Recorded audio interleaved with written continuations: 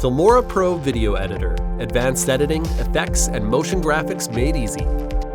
This series of tutorials are going to teach you how to edit in FilmoraPro from start to finish.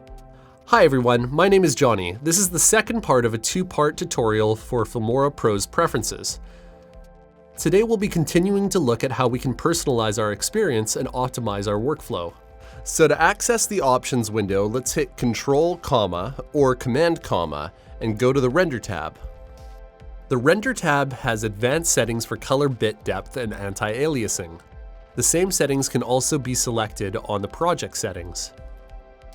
Color bit depth refers to the possible number of color levels in an image. Higher bit depth will give us smoother color changes and less stepping artifacts in gradients and chroma key composites in your final export. Anti-aliasing is the algorithm to reduce jagged-looking edges. When creating text or titles, you may see smoother-looking letters with higher anti-aliasing settings. This setting only affects your previews. Your export will always render text smoothly. Here we can also lock the color depth to 8-bit, ignoring if we change it on the render settings. On the Prompts and Warnings tab, we can choose to activate or deactivate each one of the warning pop-ups in FilmoraPro. Next, we have Labels. On the Edit screen, we can change the color of individual clips to be quickly identified. But on the Labels tab, we can choose to automatically label clips depending on its type. For example, I'll choose Tomato for media, Sapphire Blue for images, and Saffron for planes. In the same tab, we can modify the available color labels and their names. As an example, I'll swap out this Tomato Red for FilmoraPro's brand Purple. Moving on, we have the Cache tab. The cache is where FilmoraPro stores data to reduce the amount of time necessary to provide this data in the future. It improves the software's performance because it enables it to respond faster to our requests.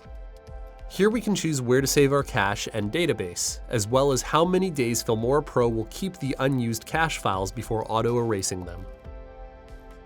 Autosave. By default, FilmoraPro will automatically save our progress on the project. This feature is super helpful to recover our project if our computer crashes and we've forgotten to save it manually.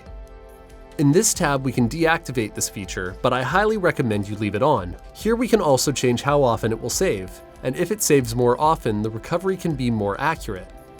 Here we can also change where FilmoraPro will autosave the project. On the Shortcuts tab, we can see a complete list of hotkeys for FilmoraPro. Getting familiar with these can speed up your workflow a lot. We can search them here and even modify most of them to adapt them to our preferences. And finally, the Export tab will let us select where the project will be exported to by default if we don't specify another directory. When queuing a project for export, FilmoraPro sends a version of the project to a directory that it can pull up later, which is called a snapshot. You can change where these files get stored over here. We can change the format the elapsed time will display on the queue panel. We can keep the classic time code, or change it to natural, or seconds only. The display panel on the export screen will show us a preview of the final video during export. Here we can choose if we want to show every frame of the export, a frame a second, or not show anything at all. When the export process is over, FilmoraPro will play a sound to let us know the export is over.